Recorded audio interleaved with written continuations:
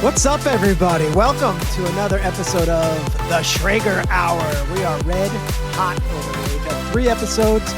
All 3 have been awesome, and the NFL season has been a really unpredictable one so far. So I feel like this is only going to go in twists and turns even more than it has already. I don't know anybody who had the Browns beating the Packers.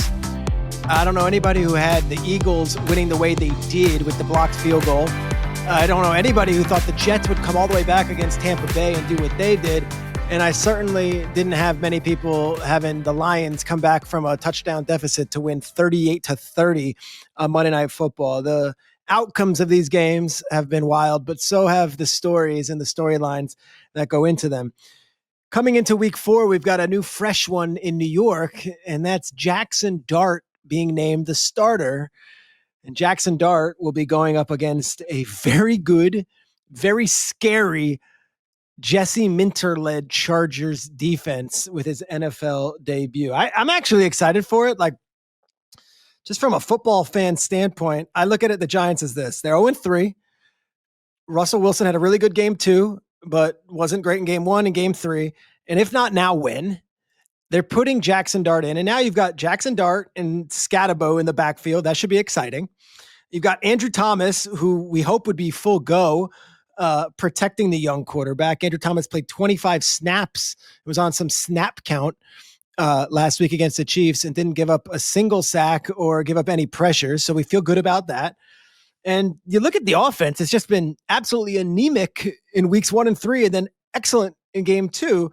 And I think we all realize now that Dallas's defense in game 2 is probably why the Giants offense looks so good. So the pressure is on, and the pressure is on Brian Daboll, pressure is on Mike Kafka, but the pressure is also on Shane Bowen, the defensive coordinator. Their defense is underperforming. There is no way to me that defense should be 31st in the league. You know, the defense was something that was supposed to be the strength of the team. And you've got these 4 pass rushers that we can't hear enough about, whether it be Brian Burns or Thibodeau, or of course Dexter Lawrence. But like Abdul Carter, we were the preseason, we were talking about Abdul Carter like he was Lawrence Taylor. Well, he's a rotational player at the moment. Like, I need to see him. So there's reason for excitement still. They're 0-3. They're probably not winning the NFC East. They're probably not going to the playoffs. But if you're the Giants, let's throw in Jaxson Dart. We can't have Boo Birds, the second Russ throws an incomplete on Sunday. So was this ahead of the schedule? I don't know. If you listen to Chris Collinsworth oohing and eyeing on the broadcast on Sunday, it sure seems like Jaxson Dart's been a fan, or they're fans of Jaxson Dart in the building. For all that was made of production meetings and the value of them after the Brady stuff, Collinsworth came on the broadcast and was like, oh, the way these guys are talking about Jaxson Dart in the Giants building and how he played in scout team as Mahomes, roll him out. Let's go. Roll him out. Let's see this guy, because whatever we saw from the offense on Sunday wasn't doing the job. I personally am ready for the Jaxson Dart era to begin, because I now feel like this show is a part of the Jaxson Dart story. If you missed it last week on the Schrager Hour, we had the great Eli Manning on, and I asked him if he gave any tips to Jaxson Dart, thinking we were going to get a typical story about, being in New York for the first time is difficult, and coming from Oxford, Mississippi, where I came from as a college quarterback, here's what I told him. And he told an incredible story about Jaxson Dart that we have to play again right now. Well, I told Jaxson, if you have any questions about anything, I'm here for you, football related, or just, when you're deciding, what town you want to live in, or this or that, or just all of a sudden it's training camp. He calls me, one day. He's like, "Hey, you got a minute?" I'm like, "Yeah, of course." So, such a similar situation we're in, like, bringing in a veteran like Russell Wilson. They brought in Kurt Warner. Yeah, sure. I was like, maybe this is dealing with that or something. He goes, "Can you give me a reservation at Fort Charles tonight at 6:30? The best French dip in America." Yeah. I was like, no, that's not part of the deal. Like, when I said I'm happy to help out, I'm not doing that. I'm not your reservations guy. You have to earn the right to call and get your reservation. That's amazing. Fort Charles Prime. Let me just give a little context to it. It's this like 8-table restaurant in Greenwich Village in New York City. It's impossible to get a table. It's one of those where you can't just go on Open Table or Resy and get a reservation. It's probably the greatest meal I've ever had in my life. That story goes crazy viral. I think the Instagram that Dove Kleinman posted, the video had like 6 million views. And I heard about it from just about every single person I know in New York City. And then I started seeing influencers posting it who have no connection to me or football or anything. Like Ronnie Feig, who runs the brand Kith, he posted on his Instagram. All these food blogs ran it.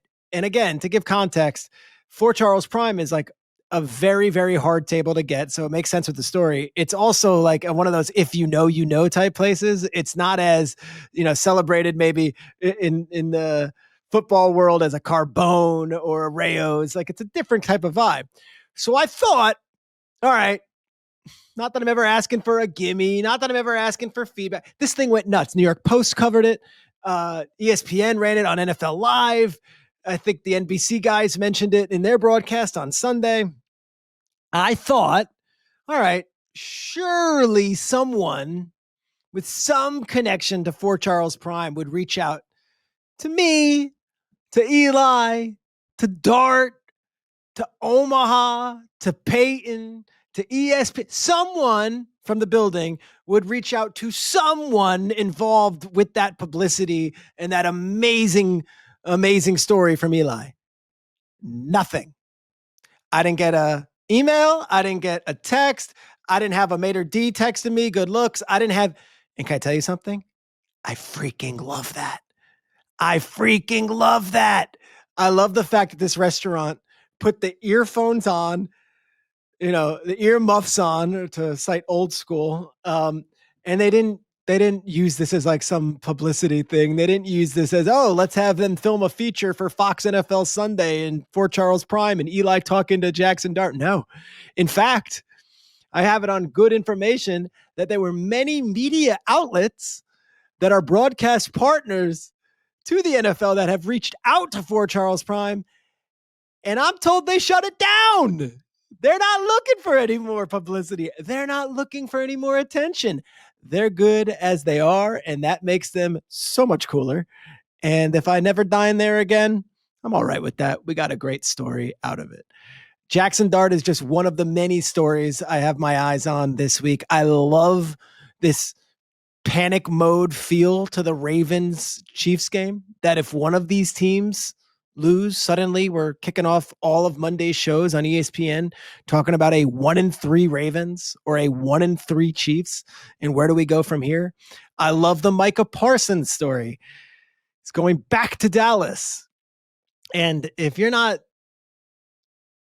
ready or excited or at least intrigued to see Jerry Jones wincing every time Micah Parsons gets in that backfield and sacks Dak Prescott, I don't know what you're signing up for as far as an NFL fan who loves the storylines.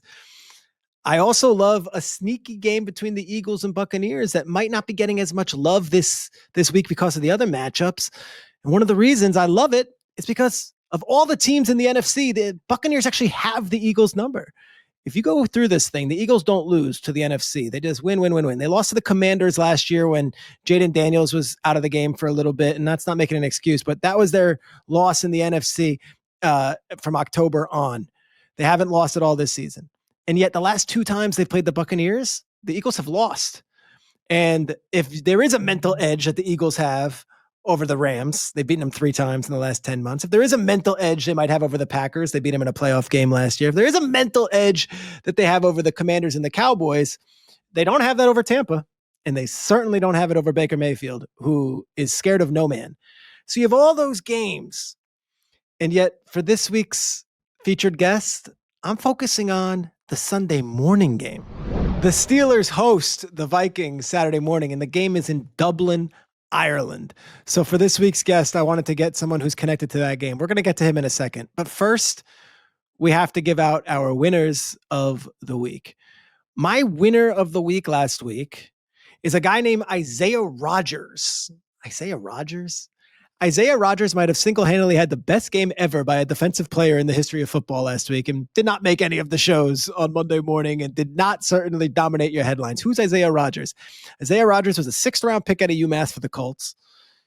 He got suspended by the league for some stuff off the field, is kind of withering about in his NFL career. The Eagles picked him up as like a rotational guy last year, was on the Eagles Super Bowl team, and then they didn't re-sign him. He signs with the Vikings. Not a signing that we, did flips over. No one really, cut to Adam Schefter in breaking news because Isaiah Rodgers was signed. Last week, Isaiah Rodgers became the first player in NFL history to score a touchdown on a returned interception and a returned fumble in the same game. He also became the first player in the history of the website Pro Football Focus to ever get a perfect score. He got a perfect 99.9, basically a perfect score as a defensive player, as those PFF guys grade all their defensive guys. So here's Isaiah Rodgers, this little known player in a world of Micah Parsons and Myles Garrett and TJ Watt. Isaiah Rodgers with a pretty cool story to get back in the NFL and to make an impact. He is my winner of the week from a sports media standpoint and a football media standpoint. My winner of the week is my guy, JJ Watt. Did you guys see what JJ Watt looked like in that opening calling that Patriots Steelers game? JJ Watt in this whole 1970s, CBS NFL Today thing, and they bring back Musburger, and Burleson has this new haircut and a look, and Matt Ryan has a look. JJ Watt went the next level because he's in the broadcast booth. The studio show's done. Like, you don't need to do anything. You don't have to lean into this. Just call the game. We're good. I saw all the other broadcasters there.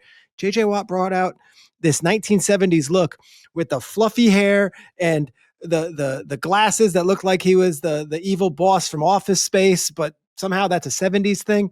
JJ Watt bought in. I've really been enjoying JJ Watt on these broadcasts. He and Ian Eagle are a fantastic tandem as the number 2 team for CBS. And that Patriots Steelers game got really good, and it was really suspenseful late, and JJ Watt was on it. So he looked the part, he sounded the part, and he's having fun with it. He could easily be sitting in the studios and having a very nice situation there, but he's like, I want to go on the road every week. I want to call these games. I want to touch the grass. I appreciate that from JJ Watt. Our guest coming up is a guy named Michael McQuade. Before you say, who the heck is Michael McQuade? Let me explain a little bit about the guy. I'm telling you, it's worth listening to because he is right now one of the faces of football in Dublin, Ireland. And his story is kind of cool. Was not an ex-player, was not a famous broadcaster. This is like a fan who started his own little media company and has been such a presence in Dublin for the NFL that they have embraced him as one of their own as well and are using him on different channels and really have taken him under their wing. He's an excitable Irishman. They're an excitable fan base right now. They're getting their first NFL game ever. We're going to get to Michael McQuade. So before the season started, I looked at the NFL schedule and started plotting out which guests I wanted each week. And when you're talking about the first ever NFL game in Dublin, I circled that and said, okay, I need someone who is either on the ground there or has a real connection to the NFL and Ireland. And I'm going to want them on in week 4. So I guest hosted the Pat McAfee show, and I asked those guys, and whether it was Boston Connor or Ty Schmidt, and they immediately said this man. Then I reached out to the NFL league offices, and they said, oh, well, you've got to get on this guy. Trust me when I tell you, there is no one more plugged in about NFL football and has been a greater ambassador for football in Ireland than our guest today. It is the man behind Pro Football Ireland, Mr. Michael McQuade. Michael, welcome to the Schrager Hour as our featured guest for week 4. Peter, as we say in Ireland, Gurmay Malgat, thank you very much. What can I say? I never thought I'd see this day. Obviously, coming on the podcast is fantastic, but like an NFL game in Ireland, it's a really historic few days for all of us. We're all very, very excited. Okay, so let's jump out of this thing like we're being shot out of a cannon, because I know how excited everyone is over there, but I've also been following your social media feeds, and I feel like this is your Super Bowl, and it's not just an annual event. This is like years and years and years in the making. For the American sports fan, they see this and they go, oh, that's cute. Or they say, oh, okay, another international game. Tell us why Ireland and Dublin specifically is such a milestone moment for the league. Well, I remember standing in, is it Mariensplatz? Watching you guys back in the day on Good Morning Football in Munich. You know how special that weekend was. Like that, I've been lucky enough to go to 4 Super Bowls, and that was more exciting. Like that weekend, emotionally, I enjoyed more than anything like that there. we're good crack, as we say. We are good crack. We enjoy our sports. We're a sports island, and we enjoy having a good time. I think when you've got 9.5 to 11 or so % of people in the US that identify or have an Irish American background, and the connections that we both have as two countries, I think it's the perfect fit. And I'm almost sitting here this week doing interviews asking myself internally, how has this not happened years ago with the growth of the NFL? But it's here, and yeah, man, it's just so exciting. Okay, so you're not an ex-player. You're not an ex-coach. You're not. How did you yourself become kind of the face of Dublin, Ireland football? And how did you yourself get on everybody else's, radar as the guy? I mean, first off, in terms of actually getting into the sport, maybe when I was 19 or 20 in college, watching it late at night, man, we're talking like 2:30, 3 o'clock in the morning, Tim Tebow, Monday Night Football-esque sort of stuff. But we got there. I looked at different teams, and honestly, whenever COVID started, I obviously was a fan throughout different seasons. I just sort of said to myself, well, I've got all this time, let's have some fun, let's see what we can do. And throughout those years, especially over the last 18 to 24 months, it's just grown and grown in expectation. We've had the Pittsburgh Steelers among different teams come into the market for marketing. And yeah, it's just really exploded, man, in terms of interest. And one really important factor as well, Peter, I have found is the international player pathway, which I know you're really aware of with different players coming in. Like, we have the opportunity to have different kickers and different people now from Ireland play Gaelic sports or rugby and then go into the NFL. And that's just game changing. Yeah. So give me some of those players, because I can't off the top of my head name you any Irish players in the NFL. Are there a few? There are a few. So first off, one of the guys moved over when he was younger, Dan Whelan. I'm going to say he's a Pro Bowler this year. I'm hoping for the Green Bay Packers. He's playing obviously every week at the moment, and props to Dan. We've got a few guys on practice squad rosters. Charlie Smith for the New Orleans Saints was with the IPP. Mark McNamee signed with the Green Bay Packers on the practice roster. And we've also got a guy who could be in line for maybe some action this weekend with Graham Gano. Jude McAtamney from Derry. All of those lads mentioned have got an Irish sports background, Gaelic football background, and they can kick for days, basically. So I don't think we're far off seeing another raft of talent going in as well. Okay, and then Dublin itself, like, here we are, we drop our product into your city and we say, okay, we did it, and we move on to the next. But I know this is months and months in the making. Like, where are we at the excitement level now as we record this on the Wednesday before the Vikings and the Steelers really get settled to get in there? It's funny, I live about an hour or so north of Dublin, about an hour and a half, and I was joking with my family, I've been in Dublin more in the last 6 months than in my life, and it's obviously, it's sort of been picking up every time you go down, but I got down last night on Tuesday, Peter, and walked into the Vikings bar and then the Steelers bar, so they have a bar each in the city, and today you can see a lot of people coming in. There's people literally going to like the NFL shop with their suitcases, they've just landed, and you're like, man, this is just... It's really special, and there's a real optimism, a real positivity, and you sort of hope the weather's really good. If it just stays like that for Sunday, I think we're going to have a very good time. Okay, so where are they playing the game? Again, if I come at this as if like I know nothing, realize there are so many games on the NFL schedule. There are bigger matchups this Sunday. We've got Packers, Cowboys, we've got Chiefs, Ravens, you've got Buccaneers, Eagles. Vikings, Steelers on paper doesn't jump off the page, and yet you put the Dublin thing and the Sunday morning thing. Tell us about where they're playing, what's the stadium, and what we're experiencing from a stadium and game experience standpoint. You're right when you mentioned some of those names, or just some of those games. Obviously, when you have that earlier game, it's extra football for people in the US, so it's great. Croke Park, I call it, and a lot of people call it, the Mecca of what we have in Ireland. On a normal day for Gaelic football, which is like, imagine rugby and soccer mixed together, and hurling, the sport with sticks, 82,300 people. There's going to be 76,000 in the stadium on Sunday. It's one of the biggest stadiums in Europe, and man, it is... on our Super Bowl day, on our All-Ireland final day, whether it's football or hurling, it is just indescribable, the atmosphere when you have it's called the Artian Band. They dress up and they play obviously different musical instruments. They walk the players around the field. They're going to be a part of the action on Sunday. I think what I would say for people like yourself, or people that watch international games early in the morning, it's going to be very different to Tottenham or Wembley or even Germany. Explain that. I love this. I want to feel Ireland when I watch it. I don't want to just feel Europe. I want Ireland. Well, they're really using a lot of different Irish talent in the stadium, but the RTN band is one of the different acts that are confirmed pre-game.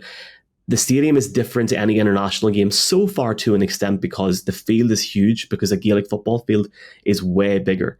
It's pure grass, so it's going to be different to turf, which some players might like. We'll see what happens on Sunday. And the field is going to be very enclosed. So no matter where you are in the stadium, you're going to, no matter, even if you're a little bit far away, you're going to feel very, very tight in. There's no bad seat in the ground. And when you're sitting at the very, very top of the upper decks, you can literally look out. There's a smaller stand called the Hill, which is iconic historically in Ireland. And you can see across the whole city. That's cool. It's almost like Acrisure almost when you look out and you see the mountains and the hills. So yeah. All right. And then as far as the drinking culture goes, like, we look at it, we're like, you're going to get a pint. And I remember McAfee was there with Notre Dame last year, and that was so fun. I have to think that plays a big role in this as well, where it's just part of the cultural setting and, of course, part of the history and the legacy of sports over there. It is, and it's part of culture. Like we walked into, as I said, a couple of bars last night. Great to meet so many people from the US, just sitting down, having a pint of Guinness, having a crack, as we say. And you're not lying about McAfee, and he's not lying either when he said he had, I think he said he had 30 Guinness or something that day. Yep. Whenever game day was on that weekend. I was actually talking to somebody with the college game earlier on, and I said, I really feel like that weekend put us on the map for something like this here. And yeah, like consuming a few drinks will definitely be a part of it. At the college game last month, they started doing beer snakes and different elements. And what is it? A beer snick? What's a beer snick? So like if you have a drink and you finish your drink, people beside you will then put the glasses together. I'll stack them up. Going okay. Like a snake. I'm not sure how safe that is. Obviously everyone act responsibly, but yeah, just keep stacking up. Snake as in like the reptile, snake. Snake as in the reptile, and snake as in the Nokia game that we used to have on our phones back in the day, yeah. Yes. Love a Nokia handheld phone game. Yes, that's good. All right, so we get into Dublin. For Wednesday now. The Vikings and Steelers will arrive. I have to think the Steelers, with the Rooney connection to Pittsburgh and maybe the more national brand, my naive opinion maybe, is that they're going to have a big presence. Is that how you see it also? This is, and I'm not just using the token Irish card here saying this, Peter, the Rooney family left Newry in County Down in 1840 around the time of the Irish famine. They moved to North America. They eventually settled in Pittsburgh. And nearly 200 years later, Art and his son, Dan, bring their team home. I can't think of any other team that has that heritage to this island, and that's why it's so special. I've got this sitting here, but they're selling the Irish Terrible Tales this weekend. Oh, that's cool. I need one of those. It's very cool. It's very, very cool. I don't believe, I was talking to somebody in the store, I don't believe they're in Pittsburgh yet, so try and get over here if you can, folks. But honestly, Peter, like, you know yourself, and I'm sure your listeners do as well, like the NFL is trying to grow its marketing so much over, like, around the world. I have been very, very lucky to see firsthand from the get-go, just what the Rooney family and the Steelers have done here, from draft parties to watch parties to flag football events, like guys like Santonio Holmes, Alan Faneca, Jerome Bettis is over this weekend. All these guys have come over and taken their time, including current players as well. This is so much more than the team just going, yeah, we're playing in London or playing where, like, they're coming home, and you can see emotionally what that means to them, and their heritage is something that they're so proud of. And I know that Art's father, Dan, who passed away a few years ago, he was the former US ambassador to Ireland. I've said this about 5 times today, but I do mean it. He will be smiling down on Sunday. I have no doubt. It's historic, man, for so many reasons in that way. Of course, he served as the ambassador to Ireland, and then you bring it all full circle. It's actually a family story in a lot of ways, that here the Rooney family, they never think it in a million years to come back to Ireland and to have the first game. Is there a Vikings contingent that you feel in the building? Because those fans travel as well. They do, and I'll give a shout out. There is a UK and Irish group that I was talking to earlier on, UK and Ireland Vikings, and there are, obviously Steelers Ireland, UK and Ireland Steelers fans. I don't want to leave people out here, but they have a guy that's literally going to the game on Sunday, and he is cycling, getting the boat over to England again, and then cycling from there to Tottenham Hotspur ahead of next week for charity. So a lot of great people in Ireland, UK, Europe. Vikings fans are up there, and I done a promo hit earlier on for a radio station, and apparently, I should look this up myself, apparently the Vikings founded the city of Dublin 1,000 years ago. I need to just double check that, but that's what I had to say. I've seen a lot of purple already, man. It's going to be interesting to see what the stadium's like, to be honest. Yeah, and is it an open air stadium, closed stadium? What are we dealing with? Is it a stadium from the 1600s? I know you mentioned it. There's a hill. I mean, I'm coming in at this. I sound like the ugly American. I don't know, and I think I'm so excited for it. But what are we looking at when the first NFL Network drone shot comes in and we're looking at the stadium?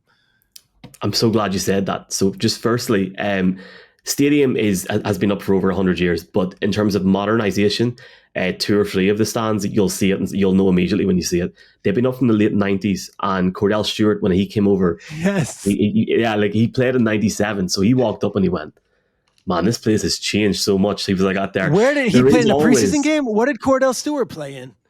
So there was a 97 preseason game between the Bears and the Steelers. Obviously, both families have Irish-American heritage. Yeah. And I talked about the late Dan Rooney, his wife Patricia, as well, who's sadly left us. Obviously, we know preseason game, it's not the end of the world if they win or lose. Patricia liked the trophy a lot. She loved it. And I think very quickly, Coach Bill Cowher realised we need to win this game. So that trophy's still in Pittsburgh right now. But there is, on an All-Ireland final day especially, and I'm sure they'll do it on Sunday, they get a drone up to the smallest stand, which sort of comes into the stadium. Man, when they play the national anthem on All-Ireland final day, and when that anthem has about 5 seconds to go, it shows just city of Dublin and a sea of different colours, 80,000 people. Maybe it's because I'm from here, but you get emotional looking at it. You get emotional thinking about it. I've almost got a tear in my eye thinking of what it might be now. It's going to be very, very special. And I know I keep saying that word, but it really will be. And that's something to look out for, folks, if you are up a little bit earlier on Sunday morning. Yeah, no, and they will be watching. People watch their NFL when they can. You did sound emotional. Is this a feeling shared by all, or is this one of these things where Dublin's like, oh, cool, this is a football game? Or is this something where, like, 20 years in the making, there are football fans and they're going to see a dream realized when the ball kicks off on Sunday? It goes back to what I said earlier in terms of, like, why hasn't this happened sooner? If we had a game in Dublin in 2007, a game in London in 2007 between the Giants and Dolphins, it's taken the guts of 20 years to get here. But I feel like, and props to the people in London, they've put the hard work in to get to this stage, because logistically this would not have happened. I feel like you've got a hardcore element of domestic fans that are like, this is Christmas, Thanksgiving, Halloween, their wedding day multiplied by 10. And there are people that are fans that, like, honestly, man, like, I work with so many people that are just, they've got like a fantasy football group and they don't like watch the football on the Sunday. Like, there's all these sort of people. There's newcomers. There's obviously people like, oh, American football, da-da-da-da-da. But people are still talking about it. People are interested in it. 700,000 people queued for tickets. And like, that's insane. Yeah. Yeah.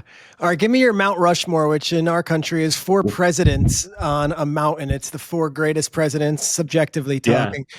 What's the Mount Rushmore of Irish sportsmen, Irish athletes? My God. Give me 4 that I can hang my hat on, that I could do a little Google research on. I'm assuming there have been some legendary soccer players or football, and however you guys say it.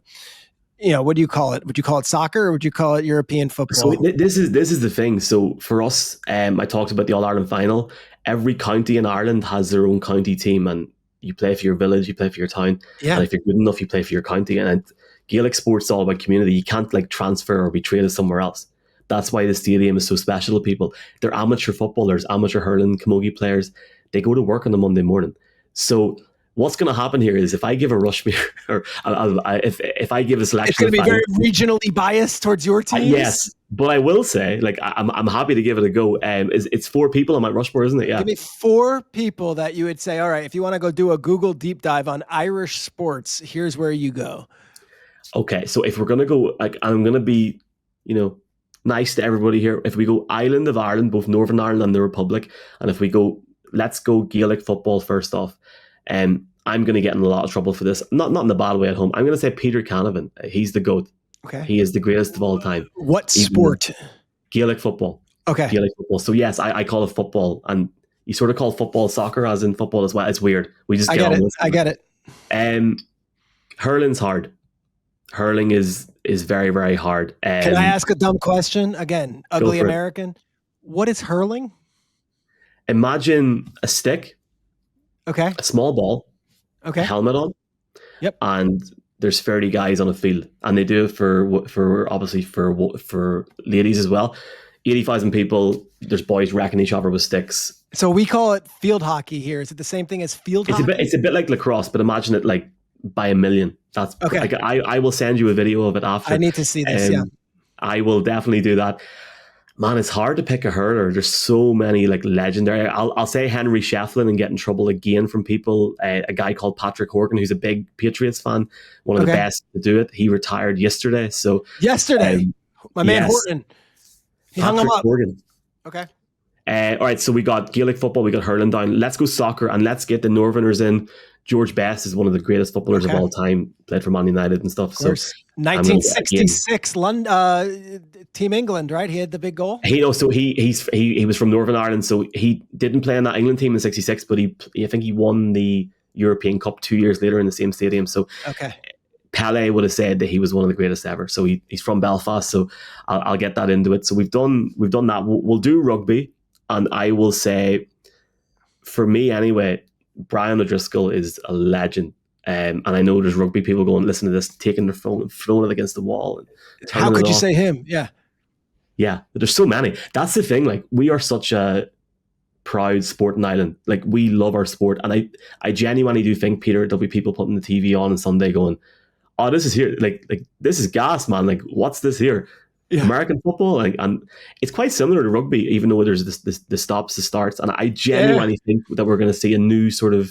Well, that's what happened. That's what happened with the London game, and that's what the NFL will tell you, that forever they would broadcast the games, but then in 2007, Eli Manning takes on Cleo Lemon and the Dolphins. Eli has that rushing touchdown in the rain, and an entire generation of football fans in Europe were born because they were able to attend the game, and I'm hoping that's the case in Dublin. Yeah, and if they can't get in, there's a full-on tailgate where they can watch it, like up to 10,000 people in the city. It's on TV in Ireland and in the UK and Europe, obviously, NFL Network as well. And it's funny you mentioned that game in London. I was telling somebody else this earlier on when I was asked. I actually went to, my first game was in Wembley. Okay. And I'm not, you obviously cover a lot of the league, so this might not be a memory where you're like, oh yeah, but for me, I'll tell you, first time ever, I have an encyclopedic memory. You tell me the game, I'll tell you exactly what happened. What was the game? Washington, Cincinnati, 2016. Okay. I missed my train home because Andy Dalton and the Bengals, man, the game was tied, and it was obviously before, it just went on, and it went on, and it went on. Like, it must have been on to about 7:30 local time. But it was great, man. Like, it got me really into it. And then obviously I've been very lucky to go to games all the time over the last few years. And I think those original Wembley games were special because for European fans who couldn't go to a different game in their city or whatever, now they can. It was a moment for them to think, God, like, I've been to an NFL game, and there's so many people that have never set foot in the US. I would say there's 20 to 30 to 40% of players on the field on Sunday that had to get a passport for this trip. And like, that's really special, you know? It's so cool. I'm going to wrap with this. I always like to put the focus on the guest himself or herself. I think you're really cool. I think any independent content creator who is embraced by such mainstream media as McAfee and those guys, and when the league office wraps their arms around you, it means you're legit. Can you just give a little bit of, not so much your story, but really what it means to you to be kind of the face of this from a media standpoint right now, and what you're going to be doing on Sunday from a broadcast standpoint? I probably am, like, and thank you very much for your words there. I'm probably not going to do this justice, but what I will say is when you see people like Pat, the league office, far too many people to mention in the NFL, UK and Ireland, the Europe office, you know, it really, really does mean a lot. At the end of the day, like, you know, you're sitting up to 3 o'clock in the morning watching the Monday Night Football. You're really, that's when the games are, right? Like, locally for you, the games start at midnight. 1:20 a.m. week 3 for Lions Ravens. I have got a new system, Peter. I'm not going to lie. I do sleep and get up on airplane. No, it's a better story if you're up all night watching, dude. I'm telling you, don't tell me. I know, but you're not watching all 22. You're watching the game in real time. But when you're juggling work, that's the issue. I do try my best for the big ones. It's just like I've done it. Like it does mean an awful lot. Like I'll give you a prime example. Last year, the Super Bowl was before. This is how funny my life's getting. Before New Orleans, was it Vegas? Before New Orleans, yeah, it was Vegas. Chiefs Niners. Yep. Yeah, so we flew home from Vegas and sat down on a Tuesday, 5 o'clock, 12 o'clock Eastern. And one of the first things I hear McAfee saying, like, giving us, like, not just saying, like, what's the crack, like, literally saying, follow these guys, all this. Like, I live thousands of miles away. I live in the countryside. Like, we really do what we can to help people here. And, like, stuff like that there really does mean an awful lot. Because I know people are busy in their lives. Like, I mean, like, people like yourself, like, you have stuff to be at. You are busy. So we certainly appreciate the time taken. And I will forever be indebted to people that have opened the doors for me. In terms of this weekend, I'm on the Irish broadcast on Virgin Media. Awesome. So excited for it. Like, are you doing play-by-play? Are you doing pregame? Are you doing studio? What's the role on Sunday?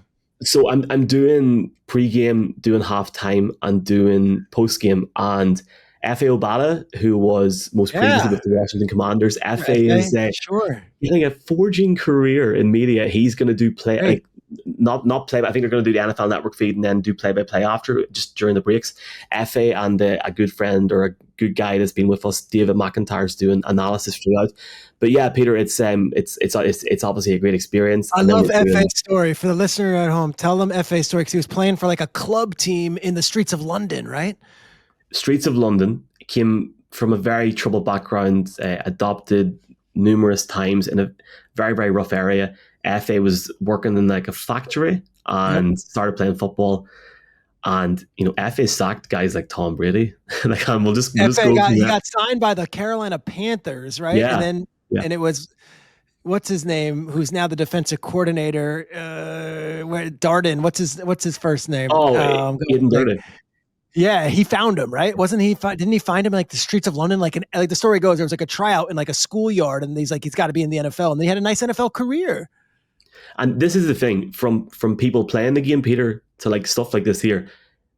This is like this whole thing is life changing, man. Like I know I haven't kicked the ball and I can't kick one or throw one to save my life, but I love what I'm doing. FA is an absolute gentleman. We are so excited for this Sunday, and then we're going to be doing London for the next 3 weeks as well, from Dublin, but you know, doing London. So really, really excited, and it's going to be a good year. Hopefully, get to thank you in person in San Francisco. Please God. Oh gosh, this is so cool. All right, so it's Vikings versus Steelers. I'm expecting a big Steelers contingent. I do want your insights on the game. You follow the NFL. I follow the NFL. I don't want to ask you for a prediction. I know how you're just excited for the game itself. Give me your thoughts on what the big takeaway will be from the experience in Dublin, because my big takeaway from the game in Munich, which was a few years ago and was the first time they came to Germany, Country Roads, was Country Roads. Was us singing in a timeout, Country Roads. I mean, it was a great game. It was Geno Smith and the Seahawks versus Tom Brady and the Buccaneers, and it was a cool game, and it went where it went. But my recollection is Country Roads. What's going to be the lasting moment or memory from this game? Do you remember whenever Brady ran out that day and the crowd went absolutely mental? Nuts. I don't want to tempt fate, but look, I have no idea what's happening, folks, so don't take this at face value, but I can imagine two situations. First off, I think the Steelers need to acknowledge, and they will, of course they will, I think there needs to be a tribute to Dan Rooney at kickoff on the screen somewhere. I think that's really important. And the last time Aaron Rodgers ran out with a flag behind his back, it was interesting for different reasons. He's in a different place now. I hope he runs out with an Irish tricolour on Sunday. That would be really cool. Like this. Oh gosh, Rodgers out of the tunnel with an Irish flag would be pretty cool. At like 8:50 a.m. Eastern, everyone's going, oh my God, look at this. Look, I'm happy to give a pick for the game. I go back to what I said about 97 there and about what it meant to Dan and Patricia. The Steelers, they want to win this game. And I do think the play, like Cam Hayward's been over, different leaders have been over. They understand the significance of it. But then if you look at the Vikings defense last week, and I understand they were given the ball a couple of times by Browning, but they're going to be on it. And like, man, the Vikings have played internationally, 2 of the last 3 years? They know how to get in and get out, and that could be a real factor, but it should be a really good game, man. All right. Michael McQuade, your site is Pro Football Ireland. In closing, can you give your social media handles and also where, at least for the next few days leading up to the game, our listeners and viewers can follow your coverage? Yeah, thanks very much. Instagram, PF Ireland, TikTok, PF Ireland. If you're still on X, PF Ireland, in terms of like, we find everyone's going Instagram, so that's there. Bro, McQuade I'm still on NFL X. Okay, I still call it Twitter. That's where I stay. Yeah, I know. I'm calling it Twitter as well. McQuade NFL on Twitter, and yeah, just search Pro Football Ireland. And man, just thank you so much for having me on. I really, really appreciate it. Are you going to be doing McAfee show the next few days, or what? Are we getting on McAfee? Are you going on McAfee or what? I haven't heard from him, but I'll definitely go on. I'm heading up north tomorrow with the Rooney family to do like a flag football event. So wow, the next 2 or 3 days are insane. But man, like, bring it on. Can I tell you something? I want you to enjoy, savor, and try to live in the moment, because I can tell how emotional you are about this opportunity and this thing actually happening. This isn't 1 in a million. You've put the work in, you've earned your spot at the table, and now just enjoy it. The hay is in the barn, as they say, and make sure you make lifelong memories from this. I love the hay is in the barn reference. No, thank you very much. It's funny, my wife said the exact same thing to me. Go and enjoy yourself. You've done the work. And I would say, Peter, for anybody that's going to the game as well or watching it, sit back and enjoy it. Yeah. Have a Guinness. Michael McQuade, thank you, my friend. Appreciate you. Thank you, sir. Have fun. All right, now I'm watching. I'll be watching Sunday morning. I was going to watch it anyway, but now I'll be watching for the national anthem. I'll be watching for that drone shot. I'll be watching for this view from the hill. Michael McQuade, appreciate that insight. You're not getting this really many other places. This is the biggest moment in a lot of these fans' lives. And for us, it's just another Sunday game, but it's really not. It's pretty cool. Dublin, Ireland is getting an NFL game. And for those fans that are over there or in the nearby area, I mean, what did he say he lived? He lived 500 miles away. I mean, this is not like in his backyard either. It matters. And it's going to be cool. And for the Steelers and for the Rooney family, it's obviously significant. Very cool sports weekend. I love the Oregon-Penn State game. I love Georgia-Alabama. I also love this NFL slate, like up and down. It's big games. I'm also into the Ryder Cup. And if you're renting your house in Long Island for $25,000 for the week, congratulations. I saw all those articles in the New York Post this week. And if you're watching the Ryder Cup, be sure to check it out in all the different ways you can watch it. One of the reasons I'm talking about it on this podcast is because Omaha has thrown their hat in the ring. Breakfast at Bethpage is the show that Omaha is doing. It's Colin Jost, and it's produced by the same folks who produce this show.